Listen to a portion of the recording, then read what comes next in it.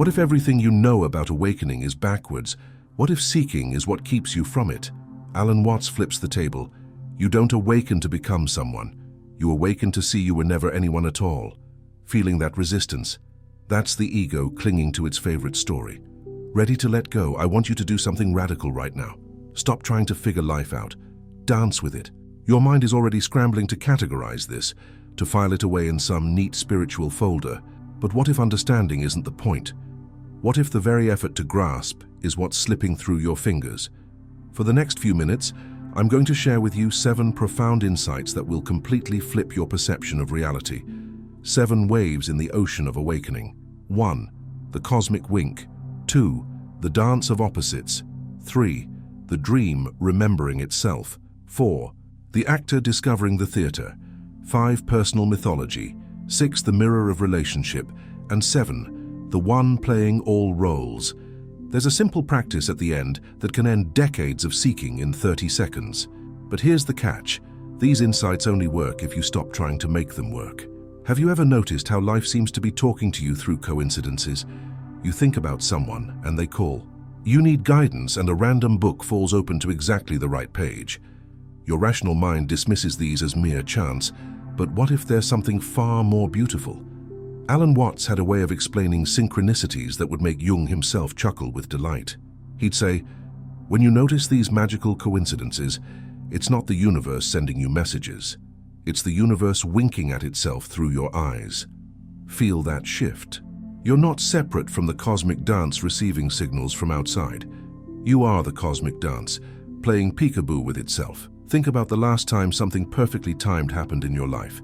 Maybe you were struggling with a decision, and suddenly every song on the radio, every conversation you overheard, every advertisement seemed to point in one direction. Your ego wants to believe you're special, chosen, receiving divine guidance. But Watts would laugh and say, the left hand doesn't get special messages from the right hand, they're both the same body moving. Here's where it gets deliciously weird. The more you try to make synchronicities happen, the more they seem to disappear. Why? Because effort implies separation. It's like trying to catch your own shadow. The moment you chase it, you're running away from the very light that creates it. But when you simply are the light, the shadow follows naturally, doesn't it? This isn't about becoming more spiritual or awakened enough to receive signs. It's about recognizing that you never stopped being the intelligence that creates these apparent coincidences. When you're walking down the street and a perfect stranger says exactly what you needed to hear, that's not God talking to you. That's God talking as you, to you, through the illusion of separation. And that's why forcing signs kills them. But the real reason will surprise you in 10 seconds. You've been taught that opposites are enemies, haven't you? Light versus dark, good versus evil, awakened versus asleep. But Alan Watts saw through this cosmic joke immediately. He'd say, you can't have a front without a back, a mountain peak without a valley, sound without silence. Trying to have one without the other is like trying to buy the left end of a stick. Right now, think about something in your life you're trying to overcome. Maybe fear, anger, sadness, confusion. Your spiritual practice probably involves trying to transcend these negative states and achieve their positive opposites. But what if I told you that this very effort is what's keeping you trapped in the war with yourself? Watts understood what he called the dance of opposites, not as a problem to be solved, but as the very rhythm of existence itself. When you're feeling anxious, you're not broken and needing to become calm. You're experiencing the universe's way of knowing itself through the flavor of anxiety. When you're angry, you're not spiritually immature. Your life expressing its passion through the temporary costume of your personality. Here's what many miss. Awakening isn't about choosing the light over the dark. It's about realizing you are the space in which both light and dark dance. You're not the wave trying to reach the ocean. You are the ocean waving. Feel that? The relief? The cosmic exhale? Think about your last big emotional breakdown. While it was happening, you probably felt like you were failing at life, right? But what if that breakdown was actually life breaking you open? What if your depression was the universe's way of composting old stories so new understanding could grow? What if your anxiety was consciousness shaking you awake from sleepwalking through existence? When you truly get this, not intellectually, but in your bones, something magical happens. You stop being afraid of your own emotions. You stop judging your thoughts. You stop trying to control your experience. Why? Because you realize there's no separate Charles Yuan to be in control of anything. There's just this dance, and you're not the dancer. You're the dancing itself. If you stop fighting, what takes over? Not apathy, something much more powerful. You think your dreams are just random brain static while you sleep, don't you? Or maybe you've been taught they're messages from your subconscious mind. But Alan Watts saw something far more beautiful. Dreams aren't separate from waking life. They're the other half of the cosmic dance. He'd say, life dreams you at night, and you dream life during the day. Right now, as you're watching this, you're completely convinced you're awake. But what if this waking state is just a more stable dream? What if the difference between sleeping and waking isn't as solid as you think? Watts loved to point out that in your dreams, you never question the reality of flying or talking to your deceased grandmother. It all feels completely natural until you wake up. But here's where it gets mind-bending. If you can dream, you're a completely different person with a completely different life, and it feels totally real while it's happening. What makes you so sure that this personality, this story, this life you think you're living right now is any more solid? You're not just having dreams. You're being dreamed into existence by something far more vast than your individual mind. Think about those moments when an incredible insight just pops into your awareness. Where did it come from? Your logical mind wants to take credit, but you know that's not true. These downloads, these sudden knowings, these creative breakthroughs, they're not you figuring something out. They're the intelligence of existence remembering itself through the temporary focal point of your awareness. Watts had this beautiful way of describing it. You don't have thoughts any more than you have digestion or circulation. Dreams dream themselves through you, just like thoughts think themselves through you. Feel how that releases the burden of being the thinker. You're not responsible for managing your thoughts any more than you're responsible for managing your heartbeat. In just a moment, I'll show you how to stop trying to control your mind in one simple gesture.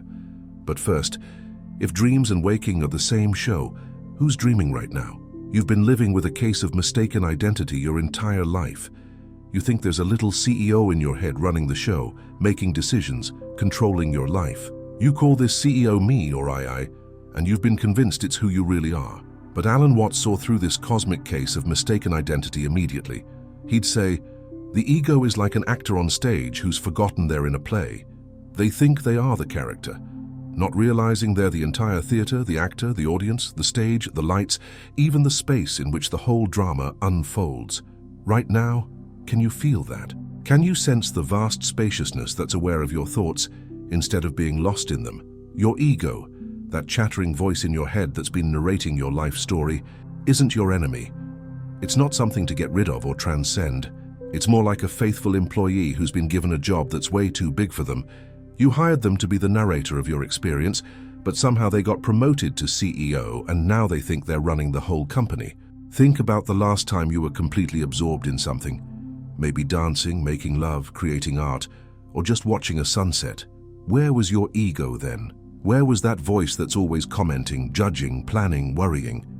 It didn't disappear, it just returned to its natural role as one small function in the vast symphony of your being. Here's the beautiful paradox. The moment you truly see that your ego is just a temporary costume consciousness is wearing, something magical happens. You stop taking your own drama so seriously. You start laughing at your own cosmic joke.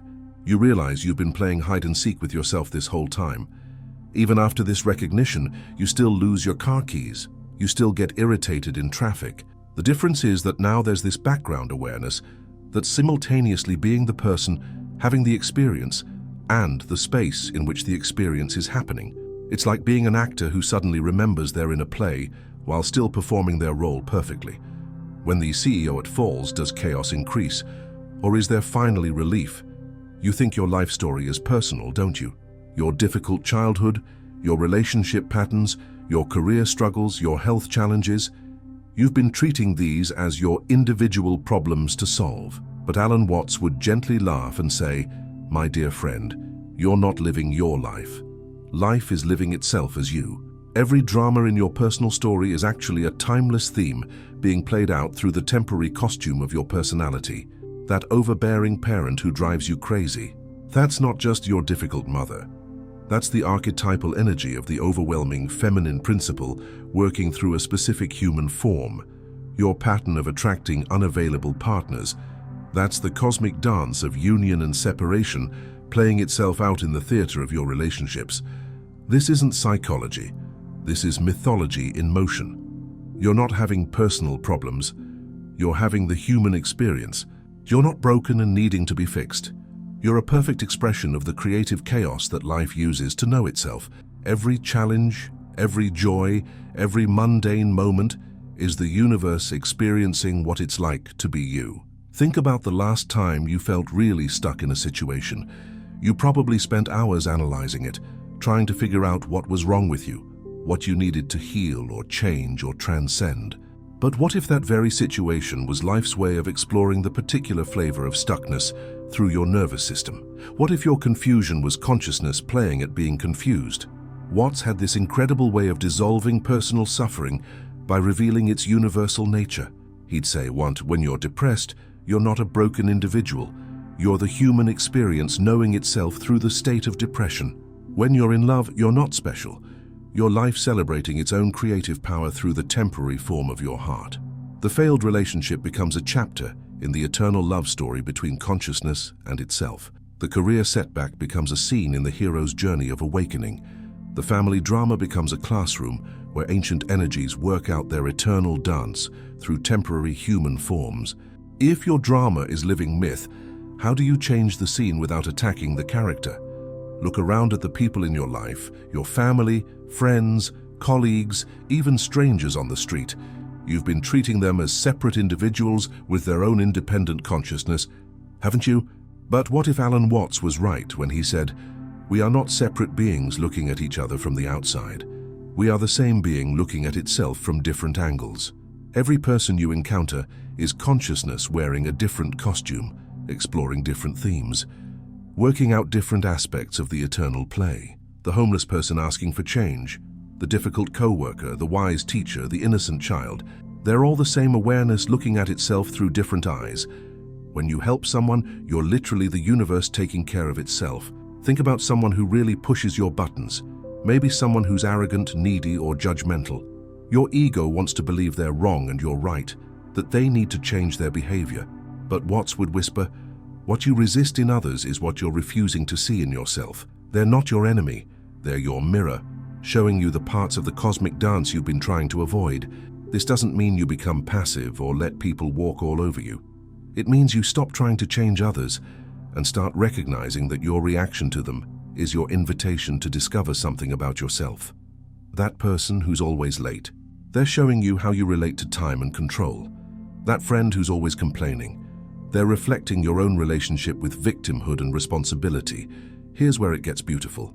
When you truly see that everyone is the same consciousness wearing different masks, your relationships become effortless.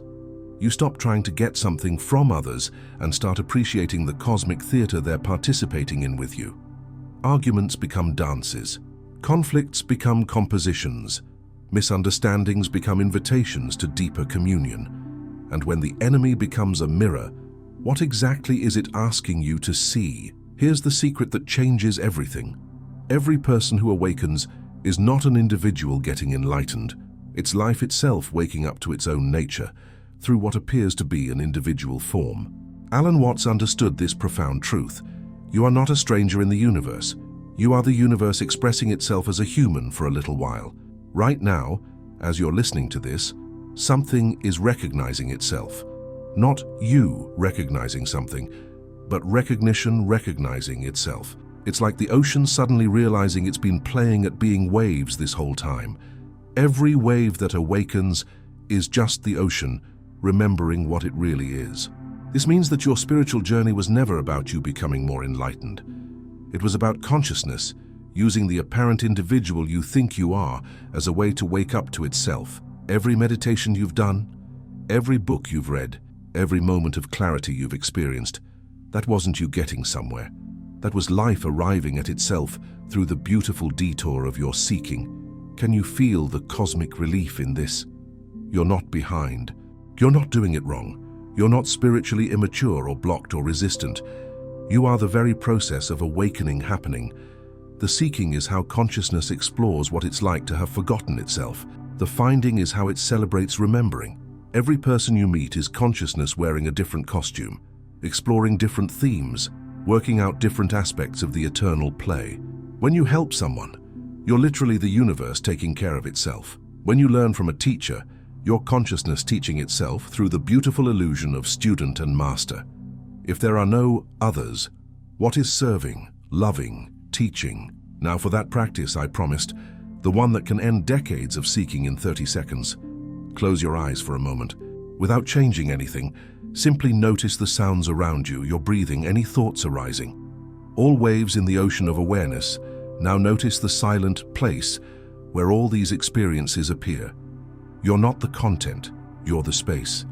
You're not the wave trying to reach the ocean, you are the ocean waving. Open your eyes, keeping that spacious feeling. That's it. That's the recognition. You're not seeking it, you are it.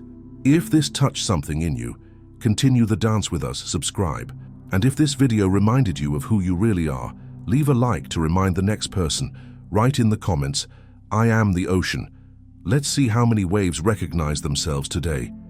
Until the next wave in this eternal ocean of awakening, keep dancing with the mystery. You are the universe having a human experience, and that recognition is the end of all seeking.